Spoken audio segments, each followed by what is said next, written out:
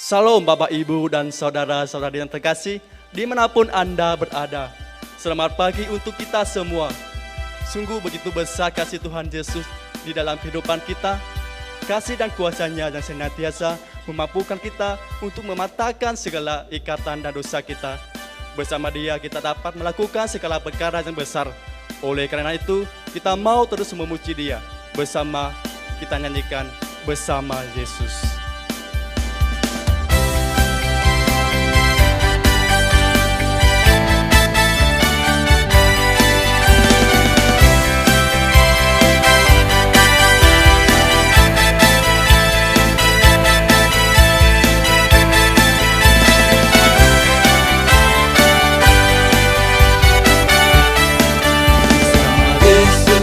Lakukan perkara besar bersama Yesus, tidak ada yang sukar. Bersama Yesus ada jalan keluar untuk masalahmu, untuk masalahku, untuk masalah kita semua. Yesus anak domba Allah, juru selamat umat manusia.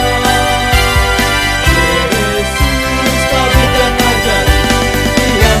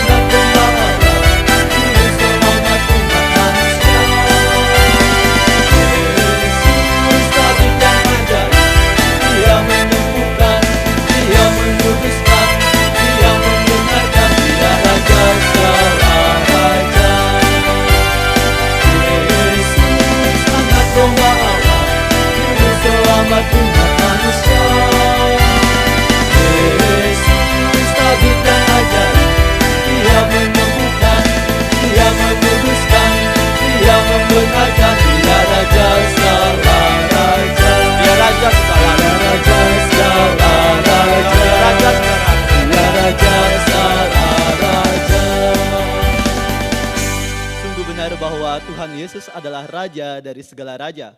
Maka mari pada saat ini kita mau semakin memuji Tuhan kita Yesus Kristus Allah kita yang perkasa.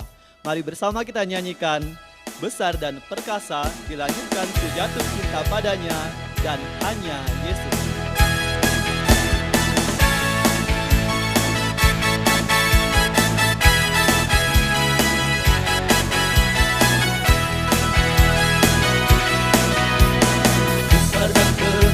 Allah kita, besar dan dahsyat Dia. Besar dan perkasa Allah kita, besar dan dahsyat Dia. Angkatlah panjingmu dan suaramu, puji Sang Raja. Besar dan perkasa Allah kita, besar dan dahsyat Dia. Jatuh cinta padanya, gambaran dalamnya, gambaran dalam lagi. Ku jatuh cinta padanya, gambaran dalamnya, gambaran dalam lagi. Yesus indah dan indahlah, semakin indah. Oh, cintanya antara Allah dan Nabi. Ku jatuh cinta padanya, gambaran dalamnya, gambaran dalam lagi. Hanya Yesus, hanya Yesus, hanya Yesus.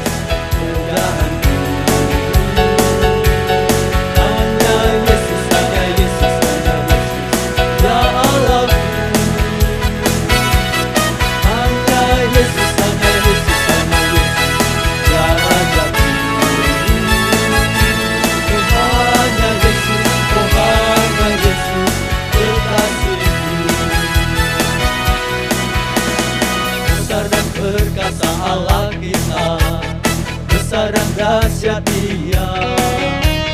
Besar dan perkasa Allah kita, besar dan dahsyat Dia. Angkatlah panjingmu dan suaramu, puji Sang Raja.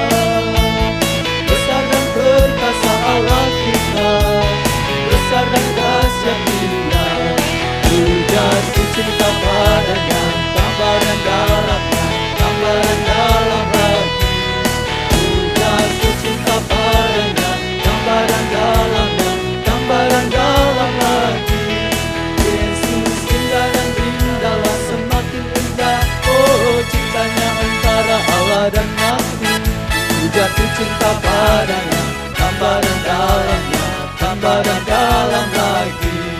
Hanya Yesus, hanya Yesus, hanya Yesus pujaanku. Hanya Yesus, hanya Yesus, hanya Yesus ya Allahku. Hanya Yesus, hanya Yesus, hanya Yesus ya Rajaku. Oh hanya Yesus, oh hanya Yesus kekasihku. Ku jatuh cinta. Oh hanya Yesus, oh hanya Yesus kekasihku. Oh hanya Yesus, oh hanya Yesus kekasihku. Bapak, Ibu, Saudara-saudari yang terkasih, marilah pada saat ini kita mau membuka hati kita untuk kuasa Roh Kudus yang akan membimbing, menyertai kita dalam pengajaran pagi hari ini. Mari kita buka hati kita untuk kuasa Roh Kudus. Biar Roh Kudus yang bekerja secara bebas dalam diri kita. Bersama kita nyanyikan mukjizat terjadi.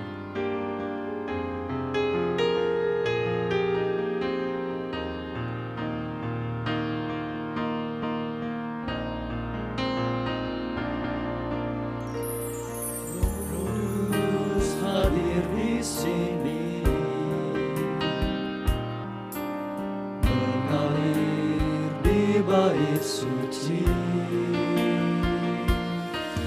perkara besar pun terjadi, kuasa mujizat nyata.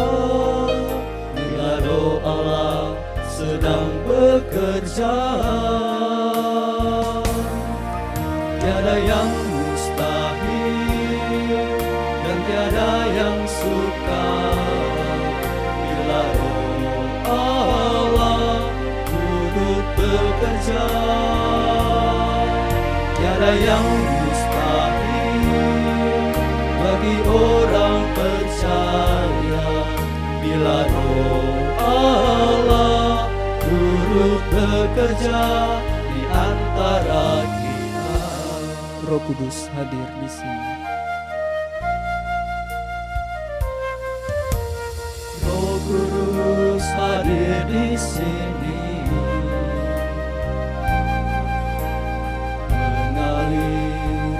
Bait suci, perkara besar pun terjadi, kuasa mujizat nyata. Bila Roh Allah sedang bekerja, Tiada yang mustahil, tiada yang mustahil dan tiada yang sukar. Bila Roh Allah bekerja, tiada yang mustahil bagi orang percaya. Bila Roh Allah turut bekerja di antara kita, tiada yang mustahil, tiada yang mustahil dan tiada yang sukar. Bila Roh Allah turut bekerja, tiada yang mustahil bagi orang percaya. Bila Roh Allah turut bekerja di antara kita. Bila Roh Allah, Bila Roh Allah turut bekerja di antara. Bila Roh Allah turut bekerja di antara kita. dalam nama Bapa dan Putra dan Roh Kudus. Amin. Allah Tritunggal yang Maha Kudus, kami bersyukur kepadamu untuk segala kasih dan penyertaan-Mu dalam hidup kami. Kami bersyukur pula karena Engkau memperkenankan kami untuk mengikuti retret yang diselenggarakan ini, khususnya pengajaran pada pagi hari ini. Bimbinglah kami dengan kuasa Roh Kudus-Mu, agar kami dapat mendengarkan dan mengerti dengan baik pengajaran yang akan disampaikan oleh anakmu Suster Rafaela. Bimbinglah beliau juga dengan kuasa Roh Kudus-Mu, agar melalui pengajarannya kami sungguh-sungguh menyadari segala kelemahan dan cacat celah kami. Inilah diri kami serahkan diri dan waktu kami kepada tuntunan kuasa Roh Kudus-Mu. Doa dan permohonan ini kami sampaikan dengan perantaraan Tuhan kami Yesus Kristus. Amin. Amin. Dalam nama Bapa dan Putra dan Roh Kudus. Amin.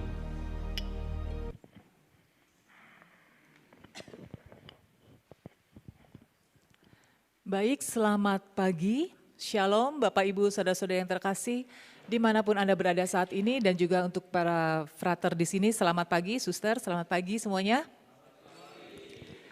Baik, kita akan lanjutkan lagi pembahasan kita tentang 7 dosa pokok. Kemarin sudah ada 2 sesi ya. Kemarin kita sudah melihat tentang apa saja? Kesombongan dan iri hati ya. Ada 7 dosa pokok, jadi masih ada 5 lagi. Dan pagi ini saya mau mengajak kita semua, kita mau merefleksikan dan kita mau melihat 2 dari ke-7 atau 5 yang sisanya tadi, yaitu tentang kemarahan dan kemalasan. Ya, kita bahas satu-satu ya tentang kemarahan. Semoga 1 jam ini kita cukup membahas 2 materi ini. Baik. Nah, kalau mau saya tanya kepada saudara-saudari di rumah, tentu saya nggak bisa tahu jawabannya ya. Apakah Anda sering marah atau tidak? Nah, Anda jawab masing-masing. Kalau para frater di sini, sering marah atau tidak? Ada yang selama hidupnya nggak pernah marah? Oh iya, luar biasa ya, orang kudus. Atau dari pagi tadi bangun sampai sekarang, ada yang sudah marah-marah? Oh ya, puji Tuhan ya, jujur ya. Baik, saudara-saudara yang terkasih, saya yakin ya, saya percaya kita di antara kita sesabar-sabarnya kita, tentu ada saatnya kita marah. Ya. Entah marah itu meluap keluar atau marahnya itu dipendam. Nah, saya tidak tahu Anda di rumah ataupun para frater suster di sini, marahnya itu jenis yang keluar langsung atau dipendam ya. Dipendam terus lama-lama jadi luka batin gitu ya. Nah, marah itu ya sudah wajar ya, kayaknya ada orang mengatakan, aduh suster kalau 1 hari enggak marah aja kayaknya aneh ya. Ada aja yang menjadi objek untuk kesel, untuk jadi jengkel, akhirnya jadi marah. Benar nggak? Ya. Oke, kita lihat ya kemarahan itu. Ada kemarahan yang sebagai kelemahan dan juga kemarahan sebagai karakter atau watak. Kemarahan sebagai kelemahan itu sebetulnya tidak mewarnai perilaku seseorang ya. Orang ini akan marah pada hal-hal tertentu. Ya misalnya di sini dikatakan kalau kita dibohongi. Ya. Tentu kalau kita sudah percaya kepada seseorang, ternyata kita dibohongi, kita tahu kita dibohongi. Apa rasanya? Sakit hati, kecewa, jengkel, jadi pengen marah begitu kan. Atau hal-hal lain ya. Nah, kemarahan sebagai kelemahan. Tapi ada satu kemarahan sebagai karakter atau watak. Itu merupakan satu ciri dan pembawaan seseorang, bisa dikatakan turunan ya kalau mau dikatakan. Mungkin dari kakek neneknya suka marah ya. Lalu ketika dia lahir yang dia tahu di rumah itu mama papanya menyelesaikan segala persoalan itu dengan kemarahan-kemarahan. Akhirnya anak ini yang hidup di dalam ataupun lahir di keluarga yang suka marah-marah, dari kecil dia hanya tahu bagaimana cara menyelesaikan masalah itu dengan kemarahan. Akhirnya dia tumbuh menjadi seseorang yang punya watak emosian gitu ya. Marahnya itu tidak terkendali. Sehingga cepat sekali emosi, ada apa-apa sedikit kesalahan sedikit dia sudah marah. Bahkan mungkin tidak ada hubungannya dengan dia sudah marah ya. Lihat sesuatu yang salah sedikit atau lihat sesuatu yang kurang pas di hatinya, padahal itu tidak ada hubungannya dengan dia sudah marah ya. Nah, ini orang yang dikatakan mempunyai karakter atau watak emosinya yang tidak stabil ya atau kemarahan. Tapi saudara-saudara yang terkasih, entah itu kemarahan sebagai kelemahan maupun kemarahan sebagai watak atau ya kepribadian kita, tetap harus dikendalikan. Ya. Kita harus belajar untuk mengendalikan emosi kita. Ya. Kita harus belajar untuk bisa mengendalikan kemarahan ya, yang mungkin mau mencuat keluar. Ya. Bukan dipendam, tapi kita olah dan kita kendalikan. Ya. Kalau kemarahan itu dipendam terus, lama-lama jadi luka batin kan. Karena kita nggak bisa, mungkin seorang anak yang dari kecil itu dimarahin terus, dia pengen berontak, pengen marah tapi nggak bisa, takut. Akhirnya besar-besar ketika dia sudah bebas dari rumah, dia menjadi orang yang bertemperamen tinggi. Ya. Akhirnya meluapkan kemarahan yang justru lebih parah ya, karena dipendam. Justru itu kita perlu belajar untuk mengatasi dan mengendalikan kemarahan itu. Karena kemarahan ini membuat orang kehilangan pandangan jernih. Coba bayangkan kalau Anda sedang marah, Anda sedang jengkel, tentu Anda nggak bisa berpikir hal-hal yang baik.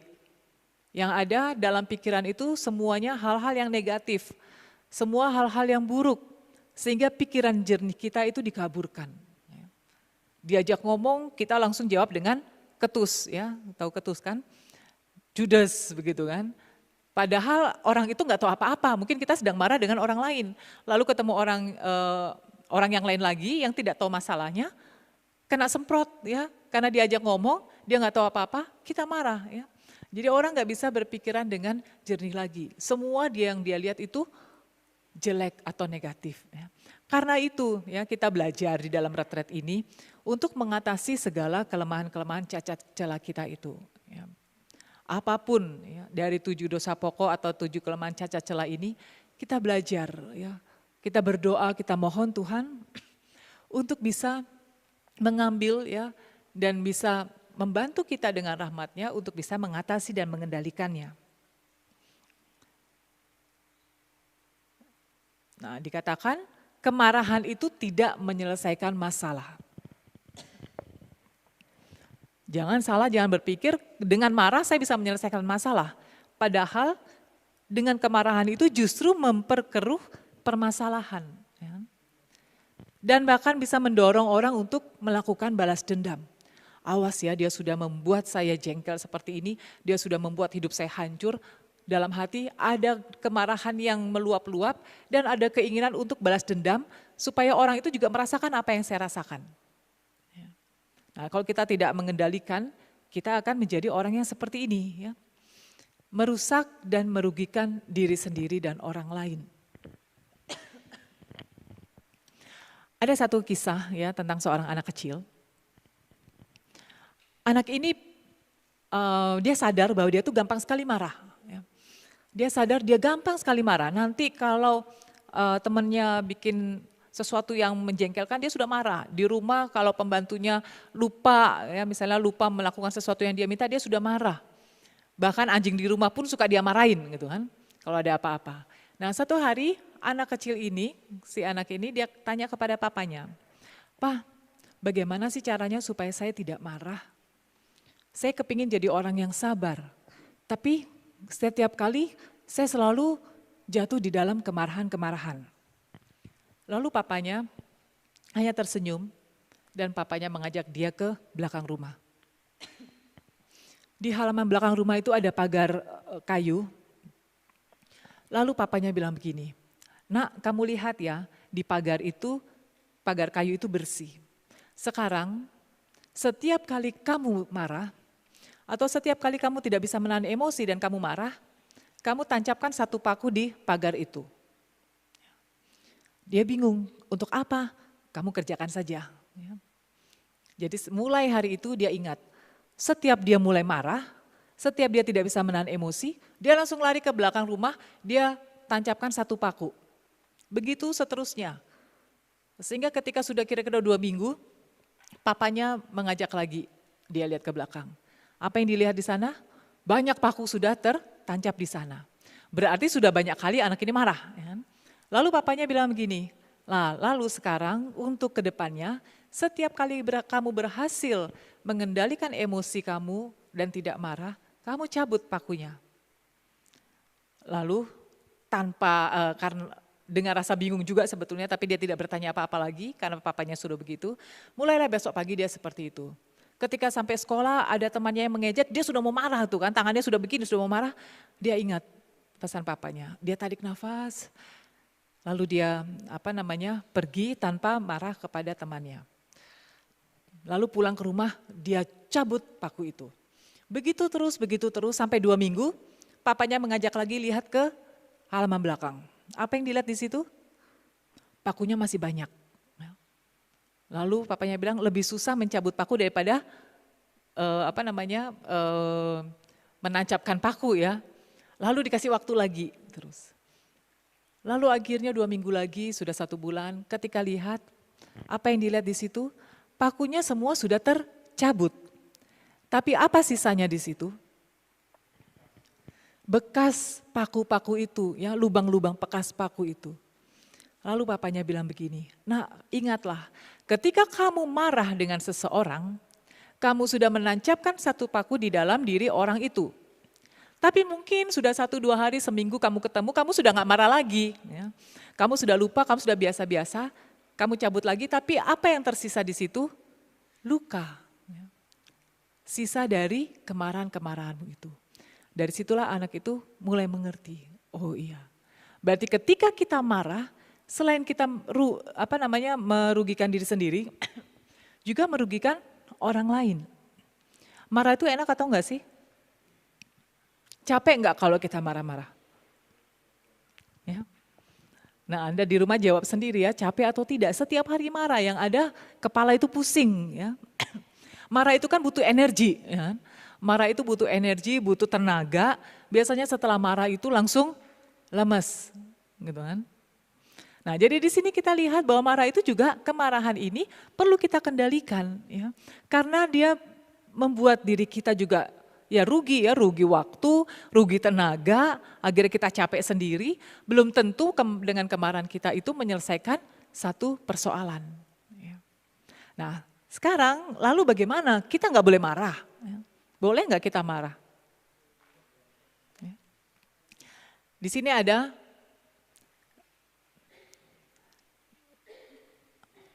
pertanyaan, ya kan? Adakah kemarahan yang tidak merusak? Kalau Anda lihat di slide itu kisah di dalam Injil Yohanes 2 ayat 13-16 itu tentang, sudah kelihatan ya, tentang ketika Yesus menyucikan bait suci, ya, bait Allah. Di situ Yesus marah, ya, dikatakan Yesus marah karena apa? Karena di dalam bait suci itu dia mendapatkan pedagang-pedagang di situ. Pedagang-pedagang, penukar uang, semua duduk di situ. Lalu apa yang Yesus lakukan? Nanti Anda bisa refleksikan ya di dalam Injil Yohanes 2 ini. Dia marah, dia mengambil cambuk dari tali lalu mengusir mereka semua dari bait suci dengan semua kambing domba dan lembu mereka. Ya. Uang penukar-penukar dihamburkannya ke tanah dan meja-meja mereka dibalikkannya. Yesus marah. Yesus marah karena orang-orang membuat rumah Allah atau bait Allah itu menjadi tempat perdagangan atau pasar. Nah, saudara-saudara yang terkasih, kita lihat Yesus juga marah. Ya. Jadi marah itu boleh atau tidak? Boleh? Ya, para faktor di sini menjawab boleh, gitu kan? Jadi mulai sekarang boleh marah-marah. Ya, kemarahan itu ya kita lihat. Kemarahan itu tidak merusak ya, atau membangun jika, nah ini ada syaratnya. Jadi kalau mau marah ingat dulu syaratnya. Gitu ya. Syarat yang pertama, kita marah dengan alasan yang benar. Kembali kita lihat contoh Yesus tadi. Yesus marah, bahkan Yesus ngamuk, ya, dia memporak-porandakan semua dagangan itu. Kenapa? Karena ada alasan yang benar. Alasannya apa? Orang tidak menghormati rumah Allah. Mereka membuat rumah Allah menjadi pasar atau tempat perdagangan. Jadi 1 poin sudah. Ya. Lalu dalam perkara yang serius, Yesus marah perkaranya serius atau tidak? Sangat serius. Ya. Yaitu tadi, karena orang tidak menghormati rumah Allah yang suci. Lalu ditujukan kepada orang yang memang bersalah. Yesus marah kepada siapa? Yesus marah kepada orang-orang yang di sana yang berdagang, ya. Orang-orang pedagang-pedagang yang membawa kambing, dembu, dombanya, lalu orang-orang penukar-penukar uang, semua dia marah di situ. Disampaikan dengan cara yang tepat. Dengan cara yang tepat. Yesus, dia tahu orang-orang ini harus diberi teguran yang keras. Kalau hanya cuma dibilang, jangan berdagang di sini, mungkin mereka nggak akan peduli. Ya. Jadi Yesus memberikan teguran yang sangat keras kepada mereka. Dan syarat yang lain, pada saat yang tepat. Ya kan? Yesus bukan datang tiba-tiba marah-marah begitu saja, tetapi dia datang pada saat dia melihat situasi yang sangat serius itu, situasi masalah yang membuat yang orang-orang tidak menghormati rumah Allah, pada saat itulah Yesus marah. Bukan nanti besok-besok dia baru marah. Ya. Saat itu pada saat yang tepat Yesus marah. Nah, jadi saudara-saudara yang terkasih, kita lihat ya. Kita boleh marah, boleh menegur, ya. Tapi kita lihat ada syarat-syaratnya ini. Sebab kalau tidak begini, kemarahan itu seperti tadi, bukan lagi membangun, tetapi kemarahan itu akan merugikan atau merusak. Ya contoh, orang tua boleh marah nggak kepada anaknya kalau anaknya main terus nggak kerjakan PR? Boleh. Ya. Marah atau menegur dengan kasih, ya. Karena anak itu memang sudah dibilangin tidak bisa-bisa, ya. Atau juga atasan marah jika anak buahnya sudah diberikan tugas pekerjaan, lalu atasannya pergi, anak buahnya santai-santai, pulang atasannya datang, anak buahnya belum ngapa-ngapain. Marah enggak sebagai seorang atasan? Tentu marah, ya. Karena dengan perkara yang serius, ya. Ditujukan kepada orang yang memang bersalah. Jadi sebetulnya kemarahan itu ya, bisa kita ataupun bukan langsung tidak boleh, tetapi kita lihat kita marah untuk hal-hal apa? Ya. Marah kepada siapa? Bukan asal seperti dikit-dikit marah, ya. Tetapi kita lihat alasan-alasannya. Karena kita lihat kemarahan akan merusak, ya. Jika muncul karena alasan yang tidak benar. Muncul karena alasan yang tidak benar. Lalu dalam hal atau perkara yang sepele. Seorang istri misalnya ya, marah-marah terus dengan suaminya. Menuduh suaminya macam-macam. Lihat suaminya ditelepon oleh rekan kerjanya perempuan, dia sudah marah membabi buta. Padahal dia tidak tahu kebenarannya, ya. Dia hanya curiga dan curiga, ya. Dia terus-terusan marah, ya.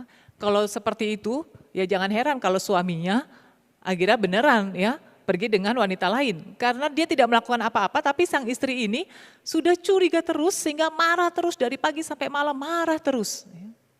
Menuduh yang enggak-enggak, ya. Misalnya seperti itu.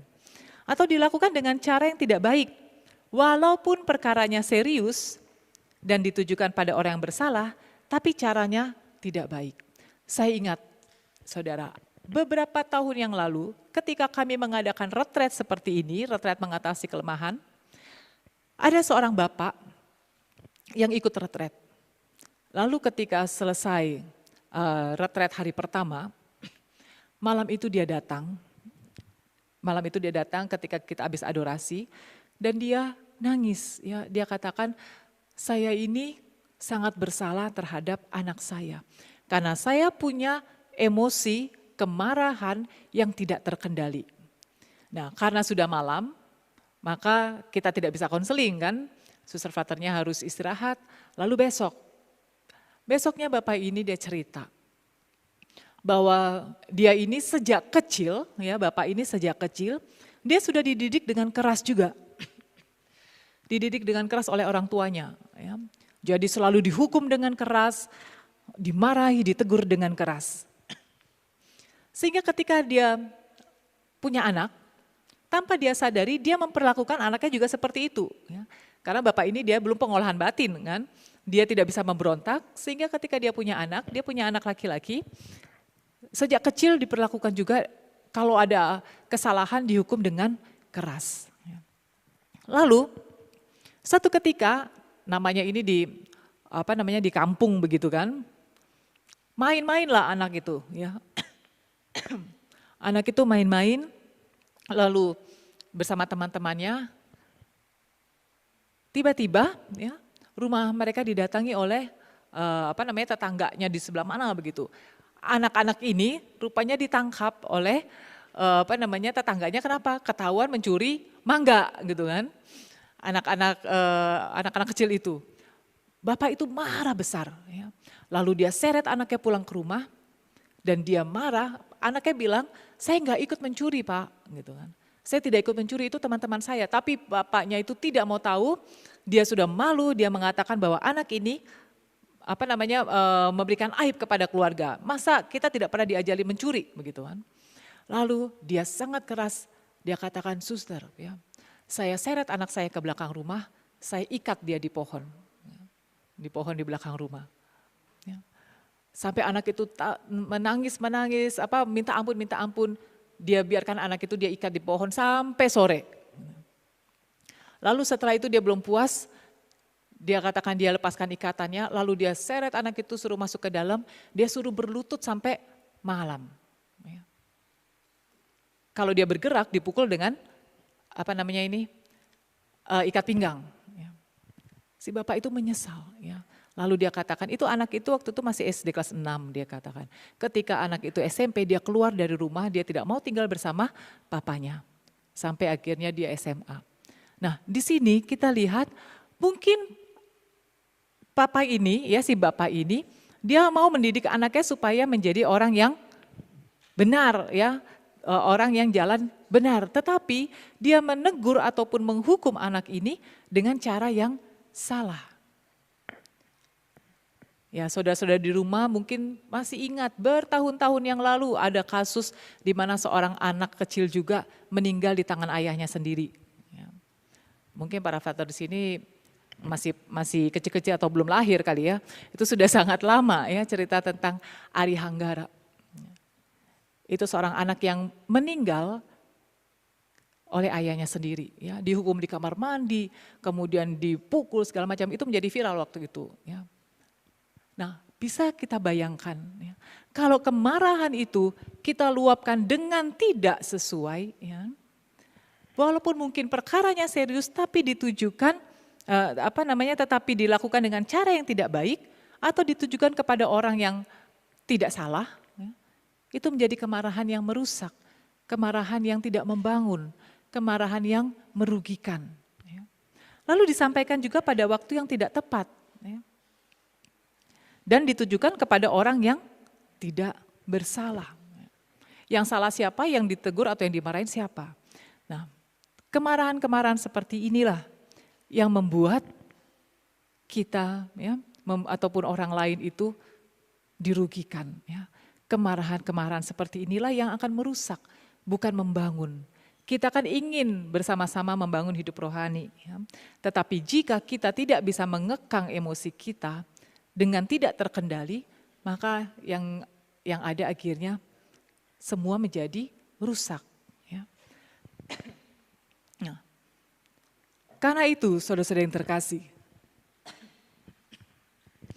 kita mau melihat bagaimana sih caranya supaya kita bisa mengatasi kelemahan cacat celah yang satu ini. Ya. Kemarahan atau emosi ini. Yang pertama, ya, hidup teratur, kita harus hidup teratur dan juga kelepasan dari segala makhluk. Ya. Orang yang terikat, ya, orang yang kelekatan, ya, itu bisa cenderung gampang marah juga. Ya. Contoh misalnya, ada dua orang bersahabat, ya, si A dan si B. Kemana-mana, di mana ada A selalu ada B, di mana ada B selalu ada A. Pokoknya mereka sangat dekat, sangat akrab. Ya. Sehingga apapun yang mereka lakukan bersama. Jadi kelekatan. Nah, sampai suatu ketika ternyata si B ini punya teman baru, ya. Punya teman baru sehingga si A ini mulai merasa kok setiap saya telepon selalu nggak angkat. Setiap saya ajak ketemuan bilangnya sibuk. Dia mulai curiga, ya, dia mulai merasa ada sesuatu ini. Akhirnya apa? Ketika dia tahu sahabatnya itu punya teman yang baru, punya sahabat yang baru, dia menjadi jengkel dan dia menjadi marah-marah. Dia tidak tenang hatinya. Dia menjadi marah-marah. Yaitu karena apa? Adanya kelekatan. Karena itu kita perlu juga ya lepas bebas. Di dalam hidup kita ini mencintai sesama, mencintai Tuhan itu kita perlu lepas bebas. Jangan dengan keterikatan. Tentu kita harus terikat lekat dengan Tuhan. Ya. Tetapi dengan makhluk-makhluk ya kita harus usahakan supaya kita tidak lekat. Ya. Lalu cara yang kedua juga menumbuhkan iman dan pengharapan. Kita harus bisa percaya bahwa segala sesuatu ada dalam penyelenggaraan Tuhan. Sehingga kita tidak perlu khawatir, tidak perlu marah-marah ya. Nanti kalau apalagi pada masa-masa seperti ini, mungkin banyak orang yang kehilangan pekerjaan. Lalu di rumah ketemu terus, bosan, akhirnya marah-marah ya kan. Saya sudah gak punya pekerjaan, di rumah ketemu kamu lagi, tiap kali bosan ya. Marah terus sepanjang hari. Ya. Tapi marah itu bisa menyelesaikan masalah? Tidak ya. Nah, lebih baik kita meletakkan kepercayaan kita kepada Tuhan. Kita mau bersyukur atas apapun yang saat ini sedang terjadi di dalam kehidupan kita. Sehingga kita bisa percaya bahwa apapun mungkin selama saat ini, ya pandemi ini bagi manusia ini, di mata manusia ini adalah suatu wabah, suatu musibah, ya kan? Tetapi kita tetap bisa percaya bahwa di balik semua itu akan ada kebaikan. Ya. Jadi nggak perlu marah-marah, karena walaupun kita marah-marah, pandemi ini juga masih terus gitu kan, tidak akan menyelesaikan.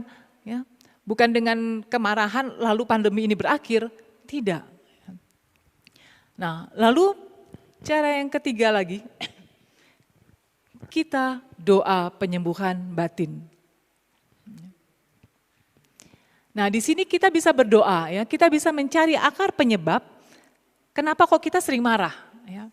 Dan kita mengampuni orang yang menyakiti kita. Kita bisa berdoa, ya kita bisa berdoa untuk bisa menerima semua orang yang telah menyakiti kita, ya mengasihi mereka. Di sini kita bisa mengolahnya dengan berdoa penyembuhan batin.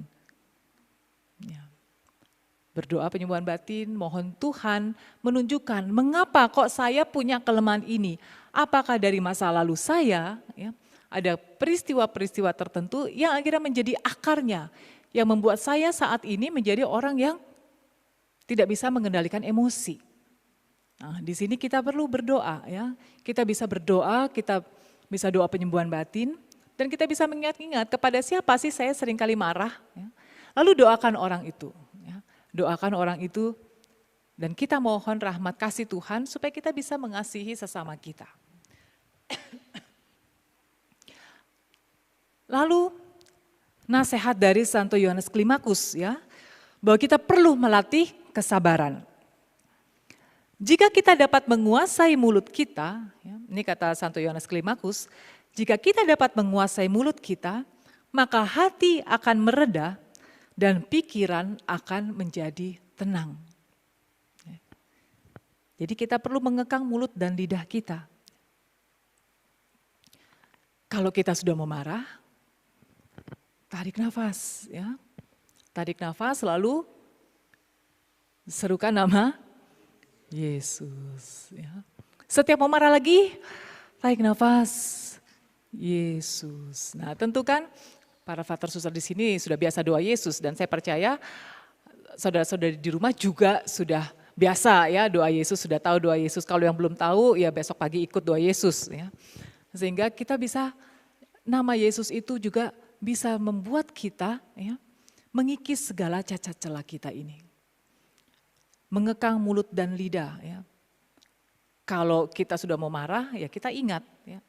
Kita ingat kembali.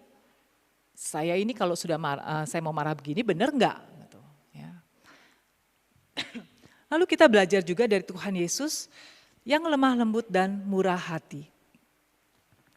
Kita bisa merenungkan sengsara Yesus ya. Nanti Anda bisa renungkan seperti di dalam 1 Petrus 2 ayat 18 sampai 25 ataupun 1 Petrus 3 ayat 13 sampai 22.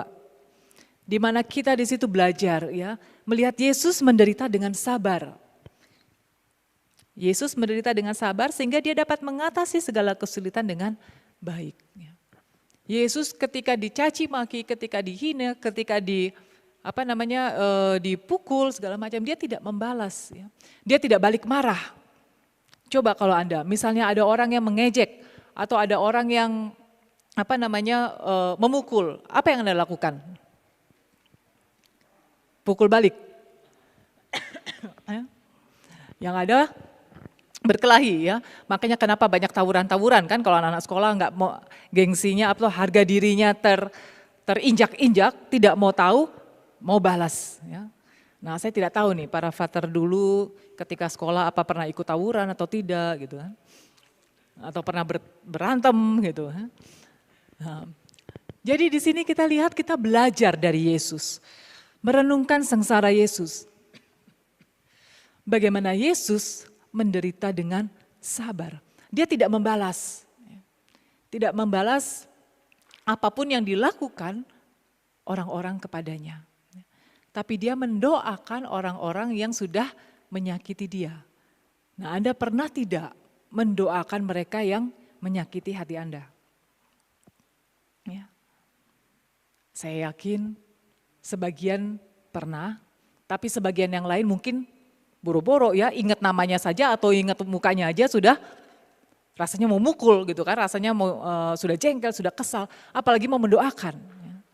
Nah, tapi kita ingatlah, kita lihat teladan Yesus di kayu salib, dia tidak marah-marah, dia tidak menghujat orang-orang ataupun dia tidak teriak-teriak histeris di kayu salib karena dia diperlakukan tidak adil, tapi Yesus berdoa kepada Bapaknya. Ya Bapa, ampunilah mereka karena mereka tidak tahu apa yang mereka perbuat. Jadi kalau ada sesama marahin kamu gitu kan, marahin Anda begitu, doalah. Ya Bapa, ampunilah dia karena dia tidak tahu apa yang dia perbuat. Bisa tidak? Ya dicoba ya, susah-susah gampang. Yang ngomong juga berjuang ya, bagaimana mengatasi kelemahan ini. Dan ada kita doa mohon rahmat kesabaran. Tapi saya tidak tahu ya, tidak jamin ketika Anda doa, Anda harus siap konsekuensinya. Ya, karena dulu pernah seperti seorang gadis, dia ikut retret mengatasi kelemahan, lalu dia menggebu-gebu ya, dia bersemangat untuk bisa mengatasi kelemahan kemarahan ini. Lalu dia pergi ke kapel ya, dia berdoa, Tuhan berilah saya rahmat kesabaran. Dia merasa tenang, damai ketika dia doa. Karena dia percaya Tuhan memberikan. Dia rasanya jadi orang yang lemah lembut begitu ya. Dia merasa begitu ketika dia habis doa itu, dia bilang, wah kayak saya menjadi orang yang baru, yang lemah lembut. Kayaknya saya sudah menjadi orang yang sabar. Nah rupanya ketika dia keluar dari kapel,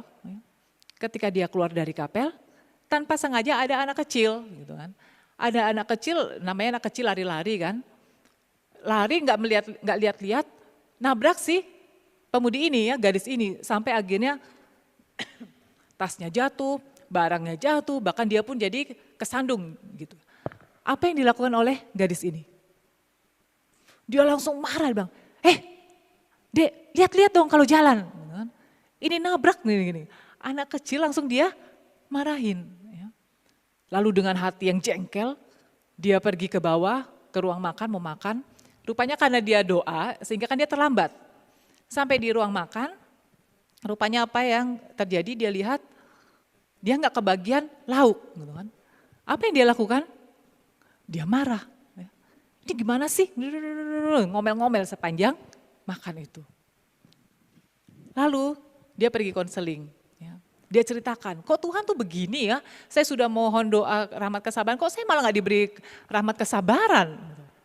Lalu apa jawabannya?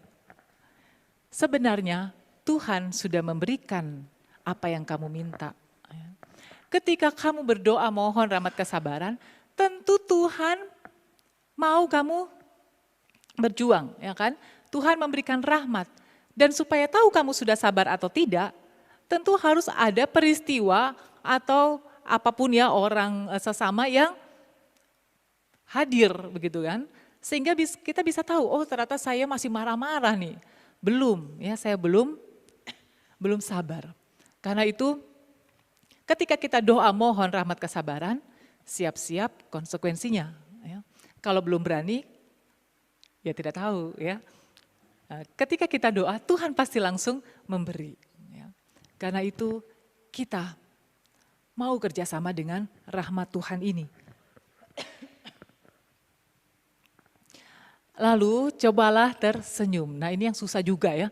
Kalau orang marah, bisa nggak tersenyum? Disuruh senyum, mau marah tersenyum, gitu kan? Ya, tapi katanya dengan senyuman itu, walaupun senyumnya tuh mungkin cuman sedikit begitu kan, tapi itu sudah membekas di hati ya, membuat hati yang panas menjadi dingin. Tapi jangan ketika ada orang marah-marah gitu kan, lalu kita di depan orang itu kita senyum-senyum, yang ada pasti kita makin dimarahin. Ya. Ketika kita mau marah, mungkin kita tadi tarik nafas. Ya, Yesus selalu senyumlah sehingga kita bisa meredakan emosi kita. Ya.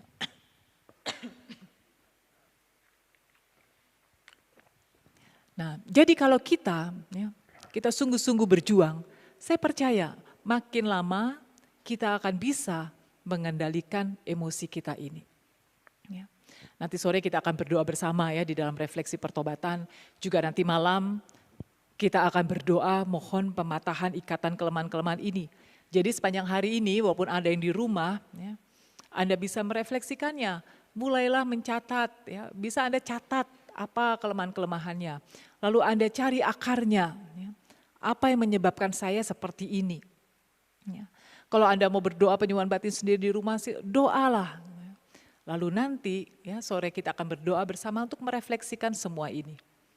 Sehingga malam hari kita sudah siap ketika nanti didoakan mau pematahan kelemahan, kita sudah tahu apa yang mau dipatahkan. Ya. Karena sepanjang hari ini kita sudah siapkan. Tapi kalau nanti ajalah ketika malam mau didoakan pematahan ikatan kelemahan ini, kita tidak tahu apa yang mau kita persembahkan kepada Tuhan. Ya. Karena itu baik pada hari ini kita bisa merefleksikannya masing-masing secara pribadi, lalu nanti sore kita akan merefleksikannya bersama-sama. Baik, kemudian kita lihat satu kelemahan lagi ya, tentang kemalasan. Nah ini kayaknya penyakit banyak orang ya, malas bangun tidur. Ya kan? Kalau para frater di sini bangunnya tuh jam 4 ya kan. Jam 4 langsung bangun, langsung semangat gitu kan. Begitu melek, bangun, Yesus aku mencintaimu. Benar kan? Karena frater-frater Postula Novis ini kan tentu masih frater-frater sangat bersemangat. Postula Novis itu semangatnya tinggi. Kalau bisa sebelum jam 4 sudah bangun gitu kan. Mungkin bangun sakit perut kali itu. Lalu sebelum 4:30 sudah duduk manis di kapel. Ada yang suka terlambat di sini? Tuh nggak ada kan? Mungkin belum sempat mandi pun sudah lari ke kapel gitu. Karena bangunnya kurang 5 menit sudah mau lagu Roh Kudus. Ya. Nah mungkin ada orang yang malas bangun. Gitu kan. Kalau ada yang pakai HP wakernya, kan ada bunyi lalu di snooze lagi mungkin 5 menit, nanti deh sebentar lagi 5 menit. Bunyi lagi, snooze lagi 5 menit lagi, toto pas bangun-bangun udah siang. Nah ini penyakit kita, ya kan? Malas itu enak kayaknya ya, gak ngapa-ngapain gitu kan. Lalu juga mungkin malas mandi.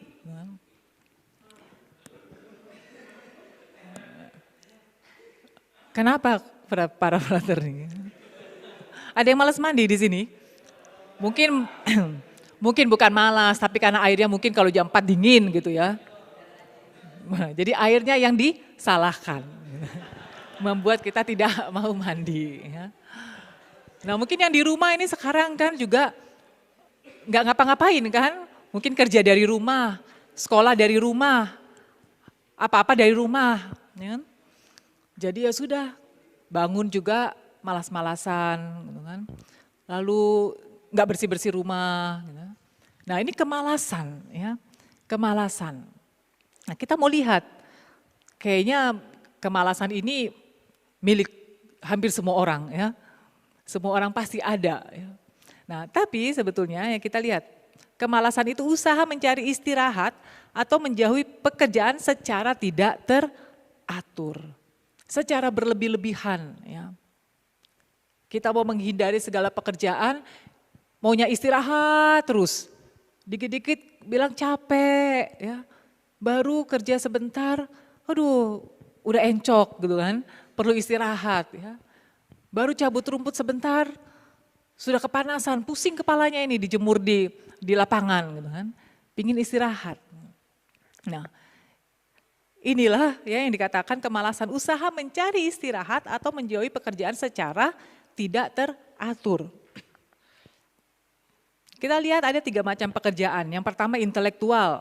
Ya kalau kita belajar ya, mungkin kita bikin PR, bikin paper atau ya itu pekerjaan-pekerjaan intelektual, menulis buku ya seperti itu. Lalu ada pekerjaan jasmani, ya tentu pakai tenaga kita ya, jahit, nyapu, ngepel, olahraga. Ya. Nah, di sini kalau kami di sini bersihkan kapel dan lain sebagainya, pekerjaan jasmani. Ya. Lalu ada pekerjaan rohani, berdoa, meditasi, nah ini yang juga dilakukan, ada banyak orang yang melakukannya ya. Sekarang ini banyak orang yang suka berdoa, meditasi. Nah, itu 3 macam pekerjaan. Tapi kita lihat bahayanya juga, kita bisa jatuh di dalam tadi kemalasan ya, menjadi malas, tidak mau melakukannya.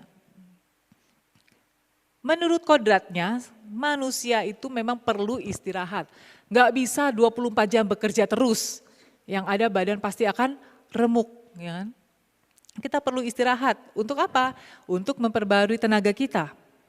Istirahat secara teratur itu merupakan kebajikan, bukan cacat. Ya. Maunya kerja terus nggak mau istirahat. Nah akhirnya yang rugi siapa? Diri sendiri. Ya. Tentu ada waktu-waktu istirahat. Jadi pergunakan waktu istirahat.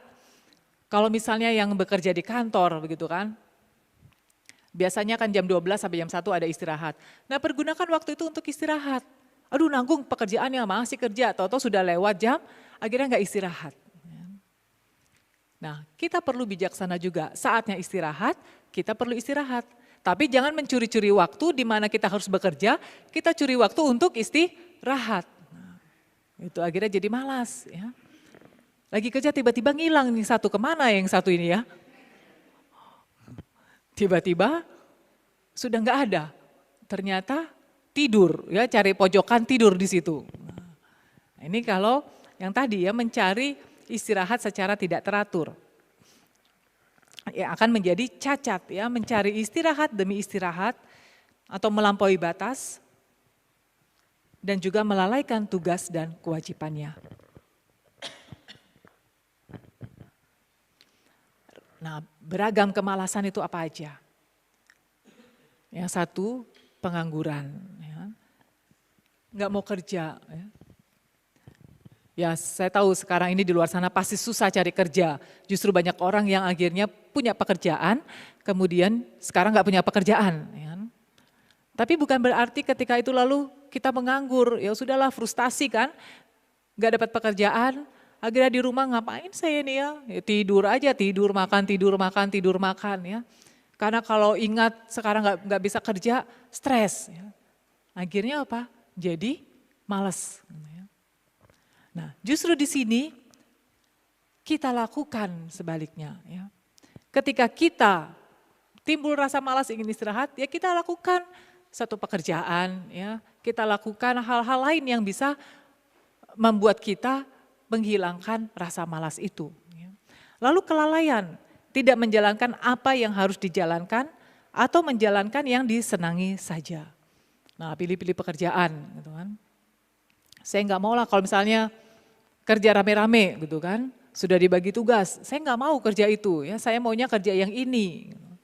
Nah, di sini mencari cara untuk membenarkan supaya saya mendapatkan pekerjaan yang saya suka aja.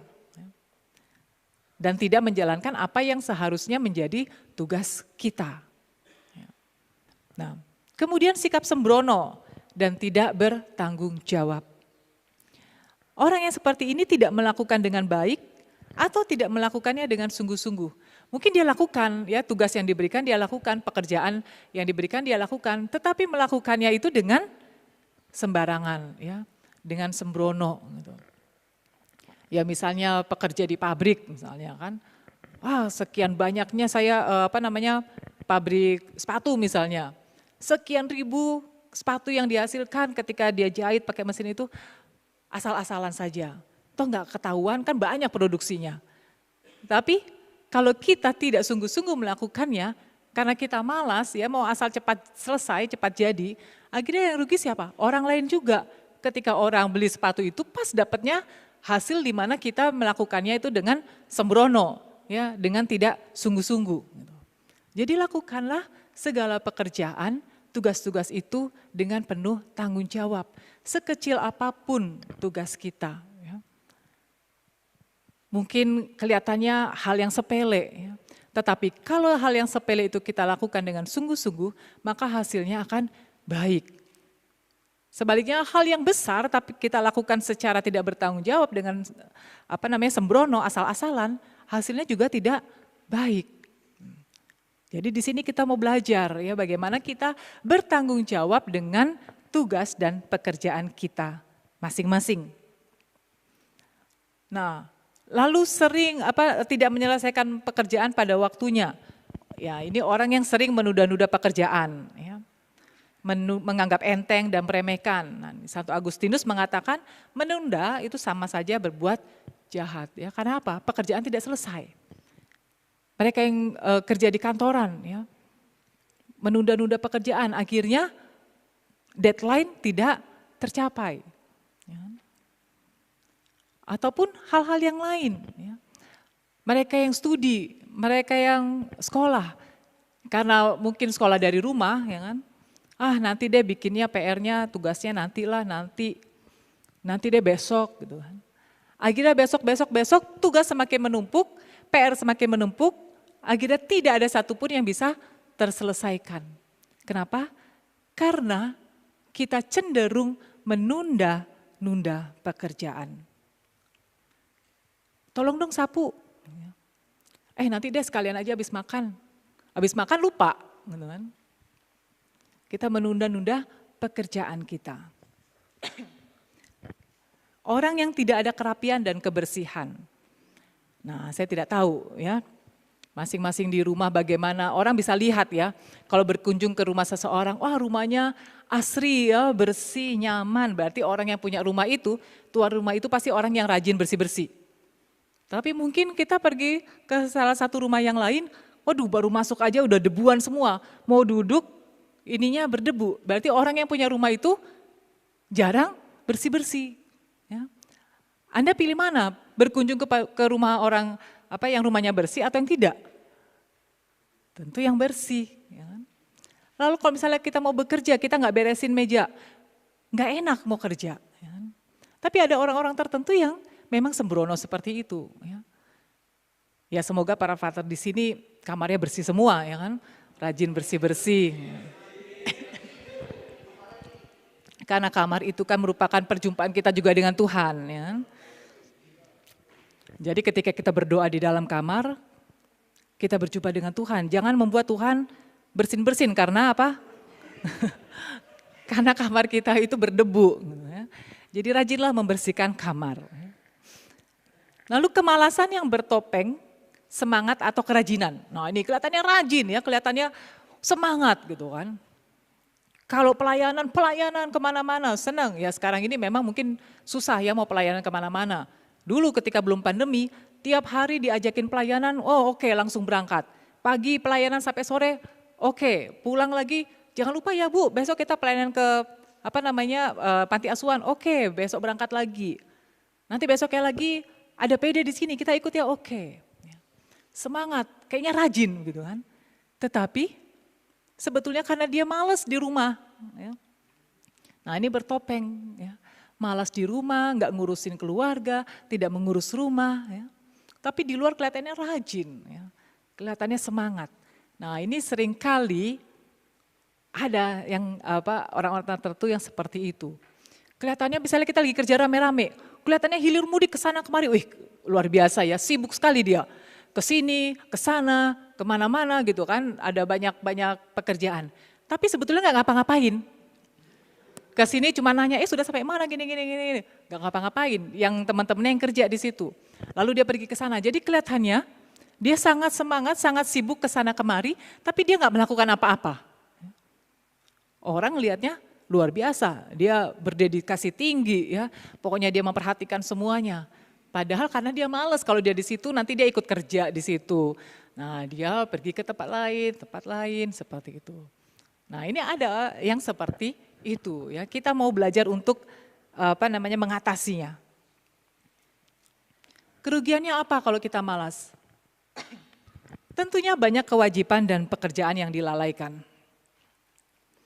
Orang yang bermalas-malasan dalam pekerjaannya sudah menjadi saudara dari si perusak. Itu kata Amsal 18 ayat 9. Lalu di Amsal 6 ayat 6 dikatakan, hai pemalas, pergilah ke semut. Perhatikanlah tingkah lakunya dan jadilah bijak. Jadi kita disuruh belajar dari semut.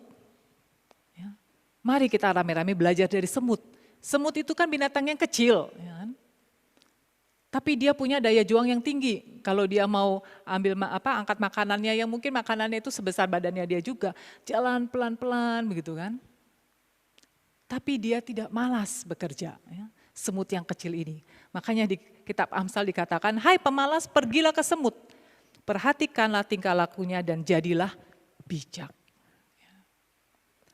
Nah, lalu kerugian yang lain cinta kasih itu terganggu. Kenapa? Karena apa yang tidak dilakukan oleh si pemalas, ya, itu harus dilakukan oleh orang lain. Ya. Jadi bisa dikatakan si pemalas ini adalah orang yang egois. Ya. Dia merepotkan dan membebani orang lain. Terlebih kalau hidup di komunitas seperti kita ini, ya kan. Kalau ada satu yang males banget gitu kan, sudah waktunya kita bersih-bersih, bagian dia tidak dibersihkan. Ya. Akhirnya orang lain yang harus membersihkan. Mungkin di rumah Anda juga seperti itu. Ya. Ada tugas-tugas ya yang tidak dikerjakan sehingga harus orang lain yang mengerjakan. Ya. Nanti kan juga ada yang bantu. Gitu kan. Nah ini adalah dikatakan tadi apa? Pemalas ini adalah orang yang egois. Ya. Lalu kehilangan damai. Sering membuat orang lain jengkel karena tidak melakukan tugasnya. Sehingga kita menjadi, orang itu juga jadi jengkel, orang jadi nggak damai juga. Ya kan? Kita membuat orang lain berdosa, karena apa? Karena orang lain jengkel, karena kita tidak melakukan apa yang menjadi kewajiban kita. Lalu kita tidak akan mencapai kesempurnaan. Ada pepatah yang dikatakan menganggur adalah bantalnya setan. Jadi kalau kita nggak ngapa-ngapain, nah itu pikiran sudah mulai melayang-layang kemana-mana, sudah berfantasi aneh-aneh, pikiran yang gak jelas ya. Akhirnya kita jatuh ke dalam dosa-dosa yang lain. Ya. Kenapa? Karena kita bermalas-malasan dan menganggur. Setan mulai masuk dan mulai merasuki kita dan menggoda kita. Ya. Nah lalu cara mengatasi atau mengalahkannya gimana? Gunakan talenta untuk kemuliaan Allah. Kita menyadari bahwa kita lahir untuk menggunakan talenta dan setiap kemampuan kita untuk kemuliaan Tuhan dan keselamatan jiwa-jiwa. Lalu kita juga menjadikan itu sebagai silih bagi dosa sendiri atau sesama. Kita bisa menyadari bahwa pekerjaan yang kita lakukan dengan baik dan tekun, sekecil apapun pekerjaan itu, dengan penuh tanggung jawab, itu bisa menjadi silih ya, bagi pertobatan banyak orang, bagi dosa-dosa kita pribadi, ya, menjadi persembahan cinta kita kepada Tuhan. Nah, kalau kita bisa berpikir seperti itu, maka kita akan berusaha untuk tidak jatuh di dalam kemalasan. Lalu biasakanlah melakukan pekerjaan secara teratur. Ya, tidak usah mencari kehendak atau kesenangan sendiri, tetapi dilakukan sebagai ungkapan kasih kepada Allah. Karena itu perlu kita bikin pembagian waktu kerja, time schedule gitu kan. Hari ini saya mau kerja apa. Jadi kita punya, ya, kita tahu sepanjang hari ini saya akan melakukan apa. Ya. Kita punya pembagian waktu yang baik. Nah, lalu satu lagi kita lihat kesuaman, itu adalah kemalasan dan kejenuhan yang menyangkut hidup rohani. Jadi kejenuhan terhadap hal-hal rohani, sehingga orang melakukan latihan rohani itu secara serampangan, bahkan mungkin meninggalkan hidup rohani. Ya. Mulai memasuki kekeringan rohani, lalu meninggalkan doa. Ketika saya doa, saya nggak bisa merasakan Tuhan lagi. Ketika saya doa, kok Tuhan itu jauh sekali ya, masuk di dalam kekeringan. Nah, ini bisa dikatakan juga kemalasan rohani itu bisa disebut sebagai istilah acedia. Orang yang jatuh di dalam kemalasan rohani atau acedia ini, akhirnya orang itu menjadi sedih, ya, mengalami depresi depresi terhadap perkara rohani. Dia merasa bahwa hidup rohani itu menjadi beban yang berat. Setiap kali mau berdoa rasanya berat sekali. Nggak pernah rasanya di dalam kegelapan. Dia jadi kehilangan devosi yang hakiki. Ya. Karena perkara-perkara rohani mulai dia tinggalkan, dia tidak lagi mempunyai devosi yang hakiki. Kerinduan akan Allah tidak ada lagi. Dan dia tidak peduli lagi terhadap perkara rohani. Kalau orang yang memang masuk di dalam kekeringan rohani, dia mungkin merasa tidak tetapi pikiran dia masih selalu mengingat Allah. Ya. Dia masih mau bertekun berdoa. Ya. Kalau ada pelanturan-pelanturan, orang yang mengalami kekeringan rohani ini, dia akan tetap berdoa. Ya. Dia akan tetap berdoa, dia tetap memikirkan Allah. Tetapi orang yang acedia ketika mengalami pelanturan di dalam doa, dia akan mengikutinya dan akhirnya keluar dari doa itu. Akhirnya malas berjuang lagi. Malas berjuang di dalam hidup rohani. Hidup rohani dianggap menjadi tidak menarik ya, dan kehendak menjadi lemah. Santo Gregorius dia mengatakan, dari acedia akan lahir banyak dosa. Dan timbul cacat celah yang lain. Misalnya kecemburuan terhadap sesama, kedengkian, kurang semangat dalam tugas, putus asa, sampai akhirnya mencari perkara yang terlarang. Menjadi tidak tenang, gelisah, dan akhirnya jatuh di dalam kebutaan rohani. Jadi alangkah bahayanya kalau kita sampai kepada acedia atau kemalasan rohani atau kesuaman ini. Ya. Sehingga kita akhirnya meninggalkan hidup rohani. Ya.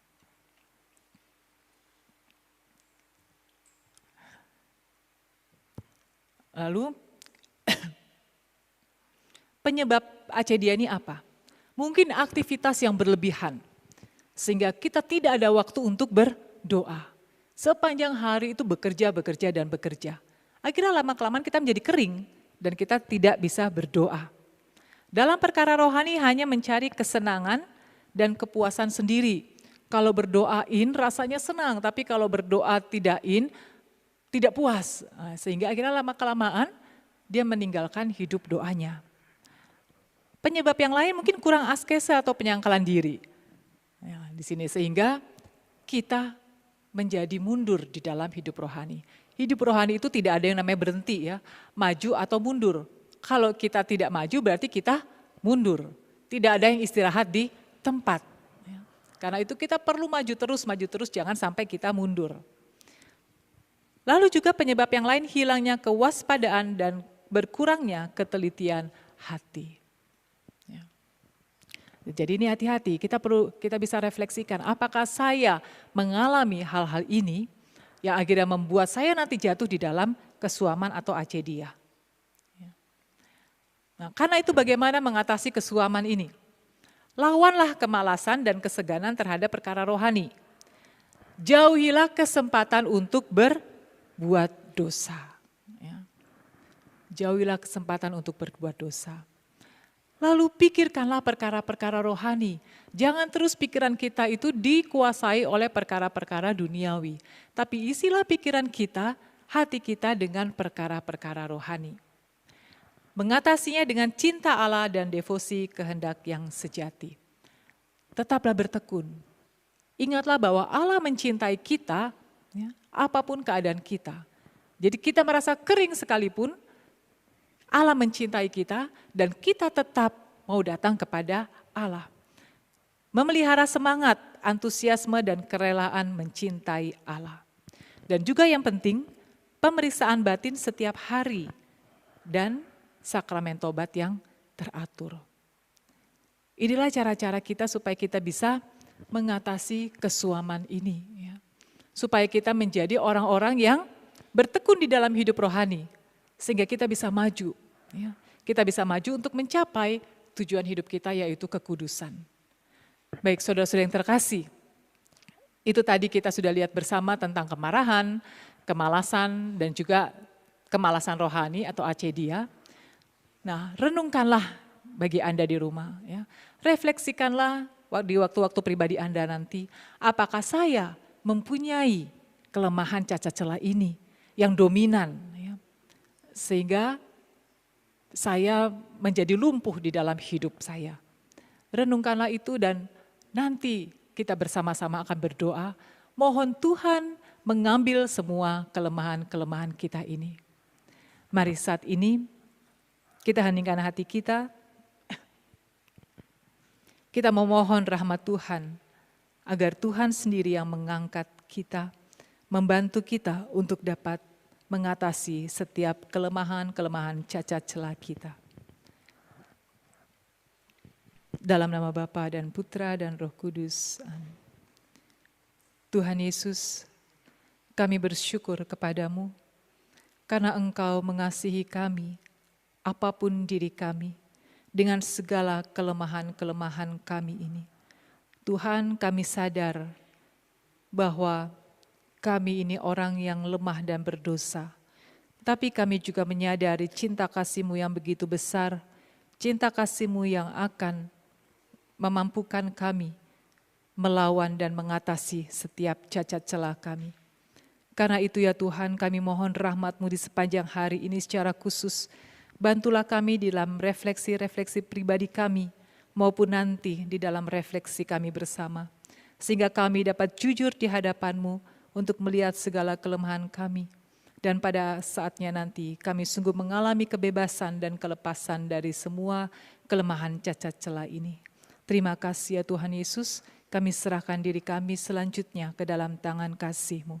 Kemuliaan kepada Bapa dan Putra dan Roh Kudus, sekarang selalu dan sepanjang segala abad. Amin. Dalam nama Bapa dan Putra dan Roh Kudus. Amin. Tuhan memberkati.